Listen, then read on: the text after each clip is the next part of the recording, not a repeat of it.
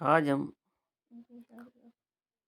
कक्षा 10 विज्ञान पाठ 2 अम्ल क्षार को लवण शेखावटी मिशन 100 इसके तहत ये दूसरा पाठ हम शुरू कर रहे हैं। पहला प्रश्न जो है वो दिए हुए को अपने को घटते क्रम में लिखना है प्रबलता के हिसाब से। जठर रस अधिक प्रबल होता है नींबू के रस से। इसी प्रकार से रक्त की जो प्रबलता है वो शुद्ध जल से अधिक होती है। सोडियम हाइड्रोक्साइड की प्रबलता मिल्क ऑफ मैग्नीशिया इससे अधिक होती है।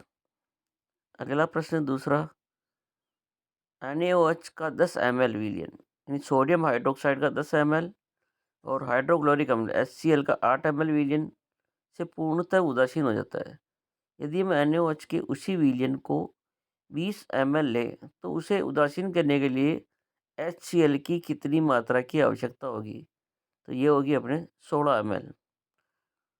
अगला प्रश्न तीसरा, अपच का उपचार करने के लिए कौन सी औषधि काम आती है? तो अपच के लिए आती है एंटासीड।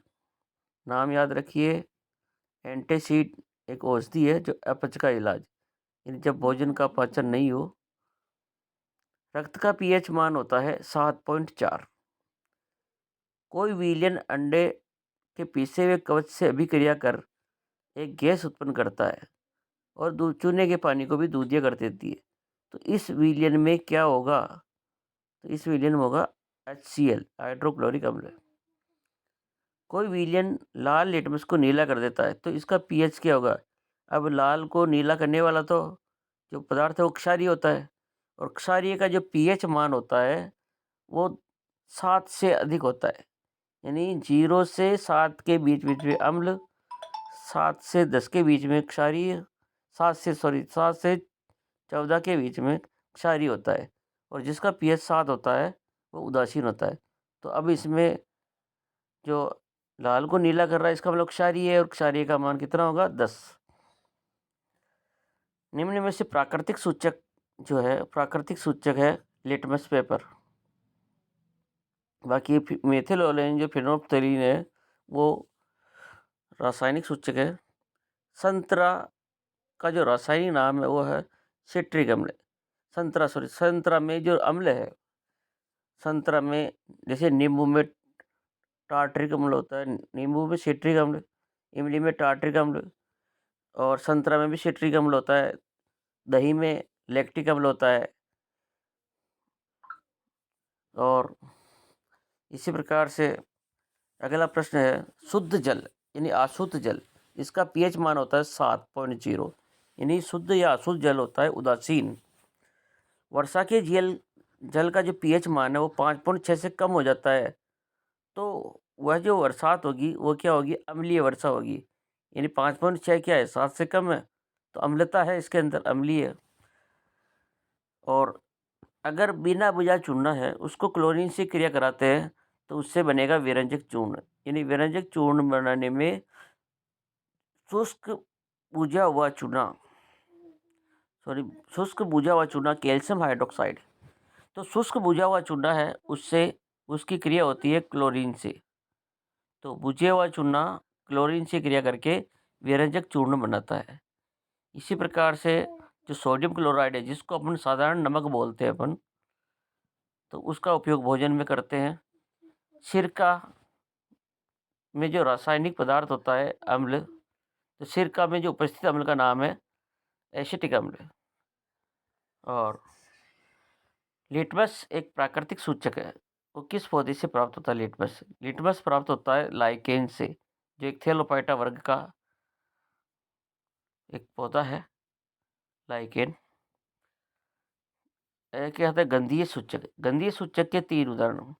गंधीय सूचक जिससे गंध से पता चल जाता है, सूचना देते हैं, वह वेनिला, प्याज और लौंग का तेल। धात्विक ऑक्साइड होते हैं अम्ल क्षारीय प्रकृति के और अधात्विक ऑक्साइड होते हैं अम्लीय प्रकृति के। बहुत इंपॉर्टेंट प्रश्न। धात्विक ऑक्साइड क्षारीय प्रकृति के, अधात्विक अम्लीय यानी अधात्विक ऑक्साइड अम्लीय प्रकृति के और धात्विक ऑक्साइड क्षारीय प्रकृति के होते हैं। जठर रस का पीएच मान होता है 1.2 के लगभग।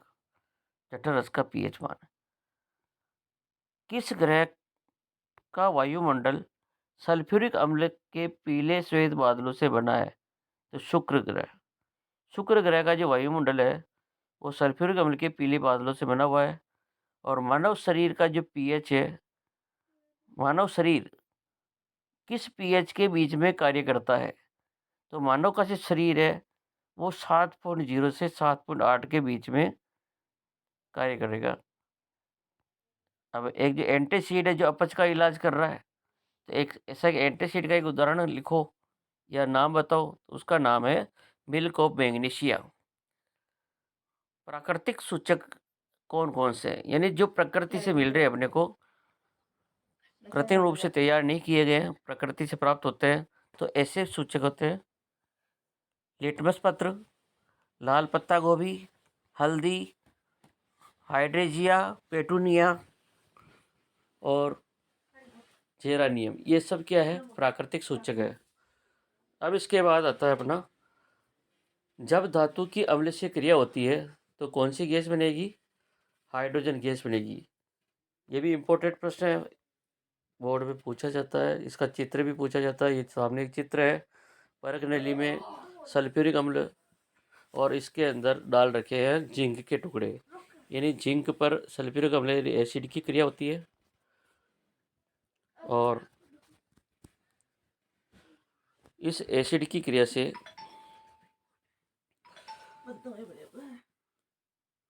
एसिड की क्रिया होगी और एसिड की क्रिया से बनेगी हाइड्रोजन गैस। और इसका पता लगाने के लिए हम क्या करेंगे, इसके पास ये इसमें बुलबुले निकलते हैं पानी के, साबुन के पानी में से इसको छोड़ा जाता है। तो इस साबुन के पानी में जो बुलबुले निकलेंगे उसके पास मोमबत्ती ले जाएंगे तो वो जो गुब्बारे वो जो बनते हैं गुब्बारे उसके बुलबुले के, वो फट फट की आवाज़ के साथ फटते हैं। तो इसका मतलब वो क्या है? हाइड्रोजन गैस है।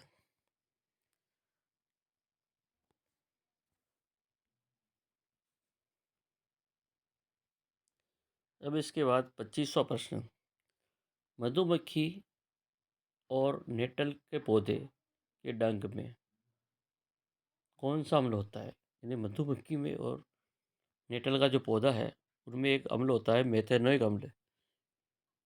इसके बाद आता है प्लास्टर ऑफ पेरिस का सूत्र। इसके CaSO4 डॉट हाफ H2O, यानी कैल्शियम सल्फेट का अर्ध हाइड्रेट।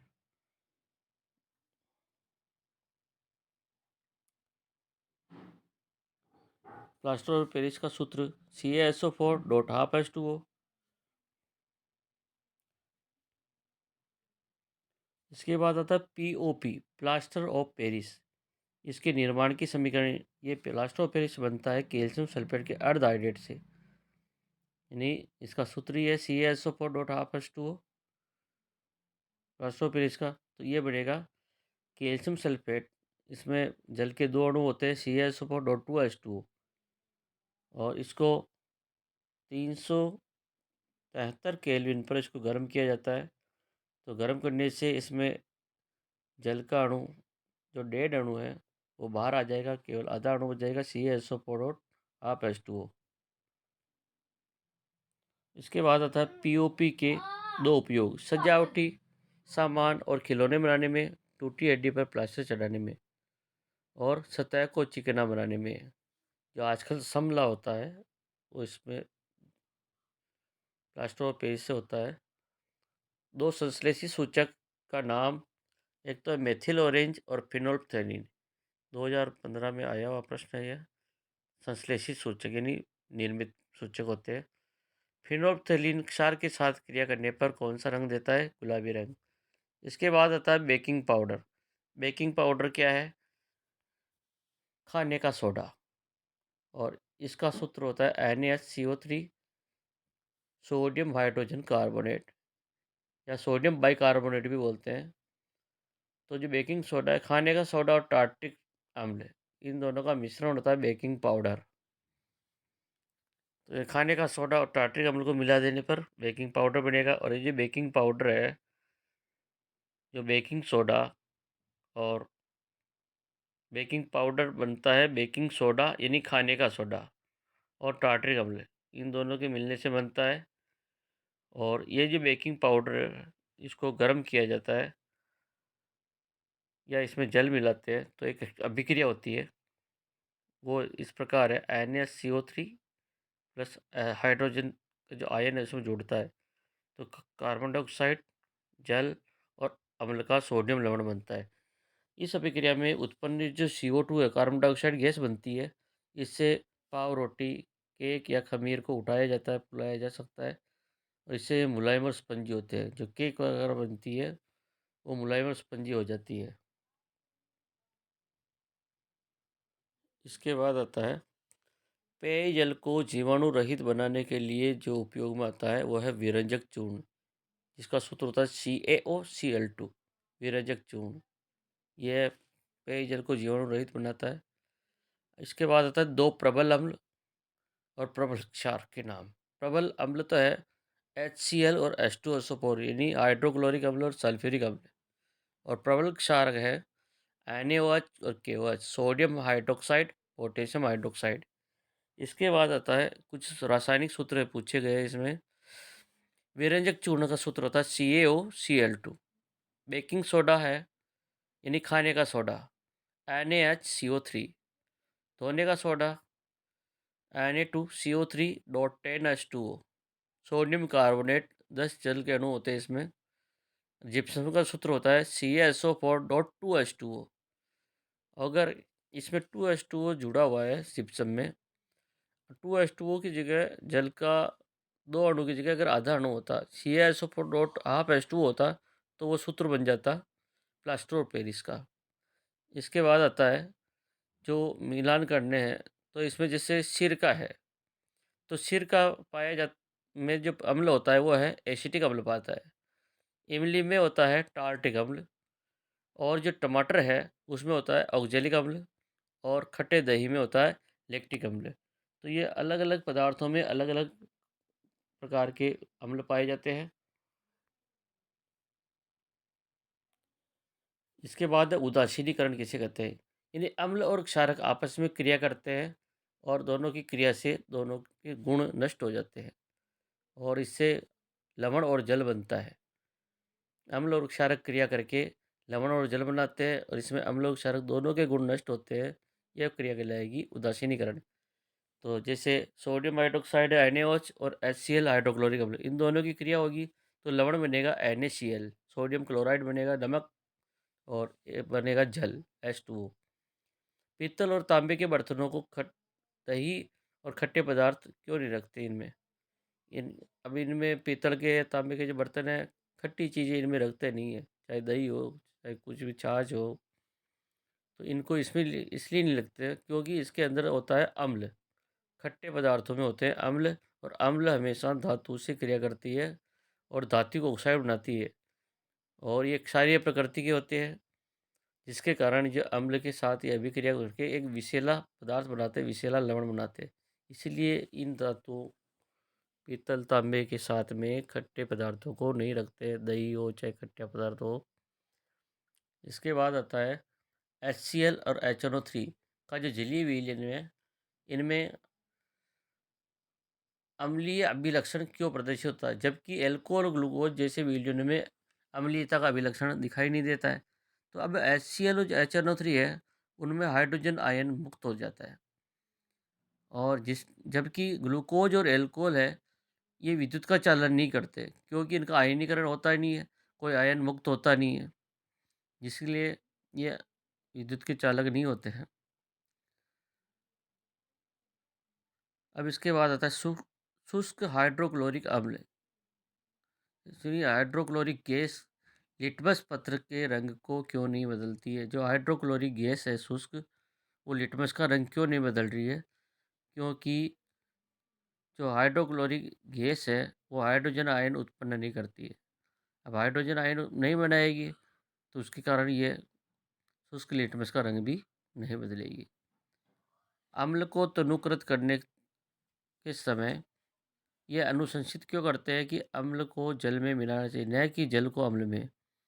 यानी अम्ल को तनु करना, यानी अम्ल में अगर आपने को पानी मिलाना है तो पानी में अम्ल मिलाएंगे या अम्ल को पानी में मिलाएंगे।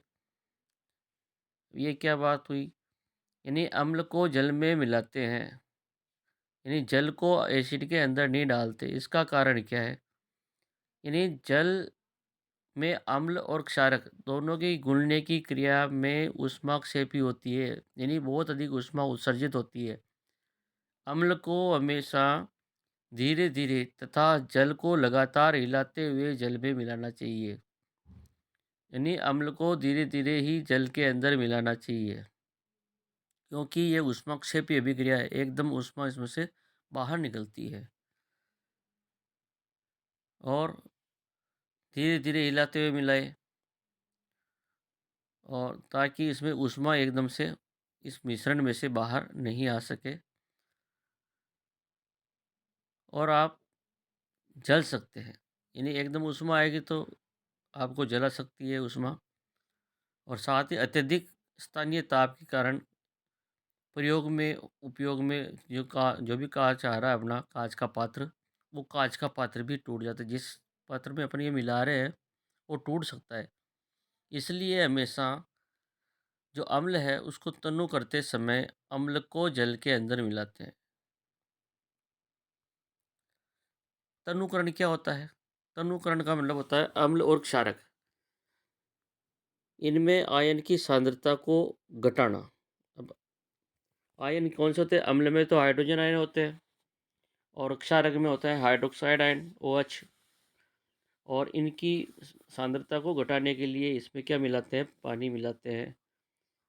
यानी तनुकरण किया जाता है, यानी इनके आयन की सांद्रता को घटाना है, क्या कहलाएगा? तनुकरण कहलाएगा।